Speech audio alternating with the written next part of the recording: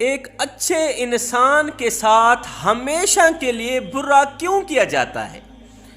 ایک اچھے انسان کے ساتھ اس دور میں، اس زمانے میں ہمیشہ کے لیے برا کیوں کیا جاتا ہے؟ آخر بھلائی کی جزا، بھلائی کا بدلہ برائی کی صورت میں کیوں دیا جاتا ہے؟ حضرت سیدنا علی المرتضیٰ شیر خدا کرم اللہ وجہہ الکریم فرماتے ہیں اگر تم کسی کے ساتھ بھلائی کرو اور تمہیں اس کا بدلہ برائی کی صورت میں ملے تو پریشان مت ہونا، مایوس مت ہونا، بلکہ مبارک ہو تمہیں کہ اللہ نے تمہاری یہ نیکی قبول فرما لی، اللہ نے تمہاری یہ کسی کے ساتھ کی گئی بھلائی اپنی پاک بارگاہ میں قبول فرما لی۔ حضرت علی رضی اللہ تعالی عنہ سے پوچھا گیا، حضرت ہمیں کیسے پتہ چلے گا کہ ہماری یہ نیکی قبول ہوئی ہے یا نہیں ہوئی؟ ہم نے یہ جو کسی کے ساتھ بھلائی کی ہے، ہماری یہ بھلائی قبول ہوئی ہے یا نہیں ہوئی؟ حضرت علی رضی اللہ تعالی عنہ نے فرمایا جب لوگ تمہیں بھلائی کی جزا، بھلائی کا بدلہ برائی کی صورت میں دینے لگیں تو پکا یقین کر لینا اللہ نے تمہاری نیکی قبول فرما لی، اللہ نے تمہاری یہ بھلائی قبول فرما لی۔ فرمایا جب اگلی نیکی کرنے کا موقع ملے، ایک بار نیکی کرنے کے بعد دوسری نیکی کرنے کا موقع ملے، ایک بار کسی کے ساتھ بھلائی کرنے کے بعد دوسری بار بھلائی کرنے کا موقع ملے تو پکا یقین کر لینا اللہ نے تمہاری یہ نیکی قبول فرما لی۔ آخر اچھا انسان ہے کون؟ آؤ ایک لمحے کے لیے میں تمہیں مدینے کی چوکھٹ پر لے چلتا ہوں، مدینے کے تاجدار سے پوچھتے ہیں، میٹھے نبی سے پوچھتے ہیں۔ رسول اللہ صلی اللہ علیہ وسلم سے پوچھا گیا، آقا دنیا میں سب سے بڑا بہترین اور اچھا انسان کون ہے؟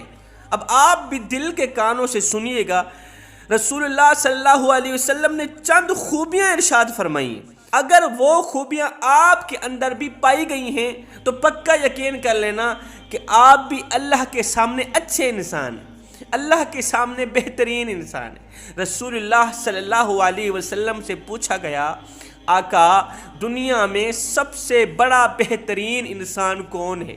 سب سے بڑا اچھا انسان کون ہے؟ رسول اللہ صلی اللہ علیہ وسلم نے فرمایا دنیا میں سب سے زیادہ بہترین انسان وہ ہے جس کے اخلاق اچھے ہیں، اچھا انسان ہے وہ جس کے اخلاق اچھے ہیں۔ فرمایا بہترین انسان ہے وہ جو اپنی بیوی کے لیے بہترین ہے، بہترین انسان ہے وہ جو اپنی پوری فیملی کے لیے بہترین ہے۔ فرمایا اچھا اور بہترین انسان ہے وہ، اچھا اور بہترین شخص ہے وہ جو قرآن مجید خود بھی پڑھتا ہے اور دوسروں کو بھی پڑھاتا ہے۔ حضرت سیدنا عمر فاروق رضی اللہ تعالی عنہ کا ایک واقعہ یاد آ گیا۔ حضرت سیدنا عمر فاروق رضی اللہ تعالی عنہ کا معمول تھا، آپ رات کے دوسرے پہر مدینے کی گلیوں میں گشت فرمایا کرتے تھے، غور کیا کرتے تھے کہ کوئی بھوکا تو نہیں سو گیا، کوئی شخص کھائے پیے بغیر تو نہیں سو گیا، کسی کے اوپر ظلم تو نہیں ہو رہا، کسی کے اوپر ستم تو نہیں ہو رہا۔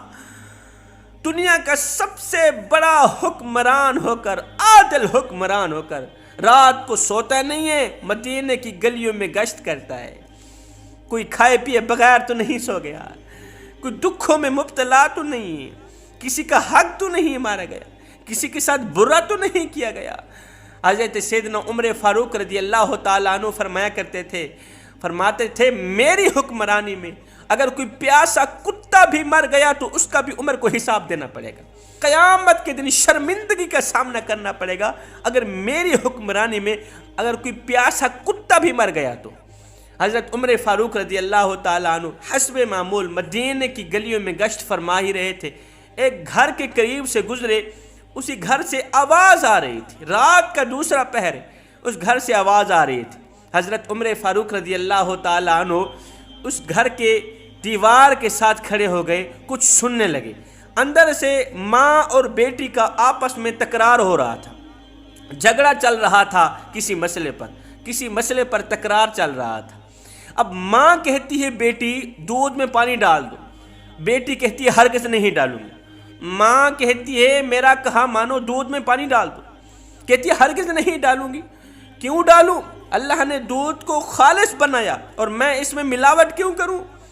اللہ نے دودھ کو دودھ بنایا ہے، میں اسے پانی کیوں کروں؟ یہ برا کام میں ہرگز نہیں کرنے والی، اللہ رسول کو ناراض کرنے والا کام، میں مر تو جاؤں گی لیکن میں یہ برا کام نہیں کروں گی۔ اور ویسے بھی حضرت سیدنا عمر فاروق رضی اللہ تعالیٰ عنہ نے سختی سے منع فرمایا ہے، فرمایا دودھ میں پانی نہیں ملانا، اگر ملاؤ گے تو یاد رکھنا تمہیں سزا دی جائے گی، تم عذاب میں مبتلا کر دیے جاؤ گے۔ ماں نے کہا بیٹی یہ ذرا ہوش تو کر، اس وقت عمر کہاں دیکھ رہا ہے، دودھ میں پانی ڈال دے، اس وقت عمر کہاں دیکھ رہا ہے؟ نیک سیرت بیٹی بولی ماں عمر نہیں دیکھ رہا، عمر کا خدا تو دیکھ رہا ہے، عمر کو پیدا کرنے والا تو دیکھ رہا ہے، تجھے اور مجھے پیدا کرنے والا تو دیکھ رہا ہے، جو ہر چیز سے واقف ہے، جو ہمارے دلوں کے بھید سے بھی واقف ہے، وہ رب تو دیکھ رہا ہے۔ مرنے کے بعد اس رب کو کیا منہ دکھائیں؟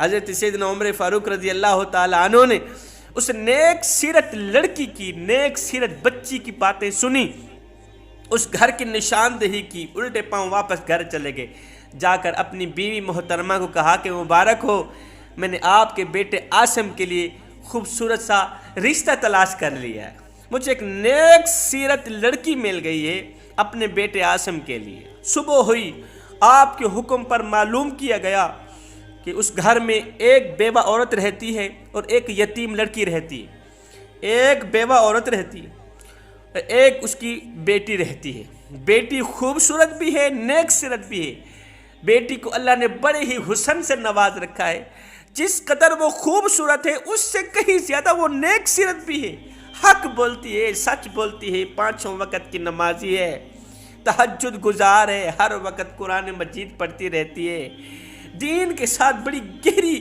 محبت رکھتی ہے، گہرا تعلق رکھتی ہے۔ گرد و نواح رہنے والی تمام عورتیں اس نیک سیرت لڑکی کی تعریف بیان کرتی ہیں کہ یہ بہت ہی اچھی ہے۔ دوسرے دن حضرت سیدنا عمر فاروق رضی اللہ تعالیٰ عنہ اس بیوہ عورت کے گھر گئے، گھر جا کر اس بیوہ عورت کی بیٹی کا اپنے بیٹے عاصم کے لیے رشتہ مانگا۔ جب رشتہ طے ہو گیا تو حضرت عمر فاروق رضی اللہ تعالیٰ عنہ نے فرمایا اے اسلام کی مقدس شہزادی، ہمیشہ کے لیے اچھا کرنے پر بھی اچھا ہوتا ہے اور اچھا سوچنے پر بھی اچھا ہوتا ہے۔ جو انسان اچھا کرتا ہے اسے اچھا ہی صلہ دیا جاتا ہے، جو انسان اچھا سوچتا ہے نا اسے بھی اچھا صلہ ہی دیا جاتا ہے اللہ کی طرف سے۔ ہائے اس اچھائی نے اس لڑکی کو حضرت سیدنا عمر فاروق رضی اللہ تعالیٰ عنہ کے گھر کی شہزادی بنا دیا۔ اور یاد رہے برائی کا انجام برا ہی ہوتا ہے، جو شخص کسی کے ساتھ برا کرتا ہے نا تو اس کے ساتھ بھی برا کیا جاتا ہے۔ ایک مالک تھا، اسے غصہ آیا، اس نے نوکر کے منہ پر تھپڑ رسید کر دیا۔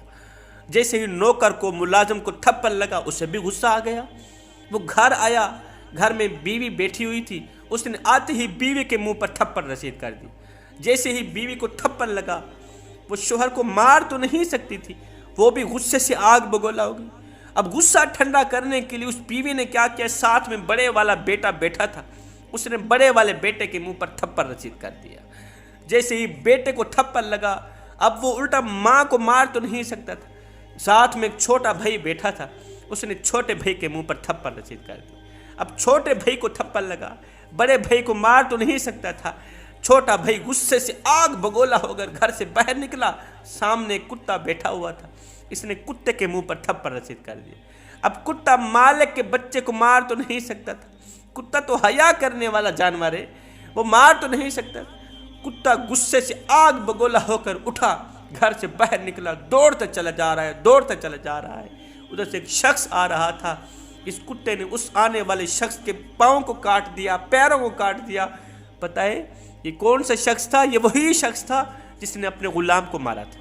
کسی کے ساتھ برا کر کے، کسی کو دکھ دے کر، کسی کا حق غصب کر کے، کسی مظلوم پر ظلم کر کے، کسی غریب کی آنکھوں سے آنسو بہا کر تجھے کیا لگتا ہے کہ تو ساری زندگی ایسے ہی مسکراتا رہے گا؟ نہ بندے نہ، بس وقت کے الٹنے کی دیر ہے، تیری باری بھی دور نہیں ہے، اس لیے کہ زندگی کے کسی نہ کسی موڑ پہ اپنا کیا آخر بھگتنا ہی پڑتا ہے۔ آخر ایک اچھے انسان کے ساتھ برا کیوں کیا جاتا ہے؟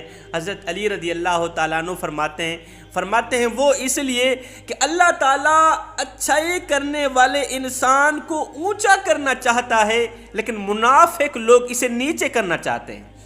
اللہ تعالیٰ کسی کے ساتھ اچھائی کرنے والے شخص کو اونچا مقام دینا چاہتا ہے، لیکن لوگ اسے گرانا چاہتا ہے۔ اللہ بڑھانا چاہتا ہے، اونچا کرنا چاہتا ہے۔ منافق لوگ اسے برائی کر کے، برائی کی دلدل میں پھنسا کر اسے گرانا چاہتے ہیں۔ سنو، جسے اللہ عزت دے دے، ساری کائنات مل جائے، اسے بے عزت نہیں کر سکتی۔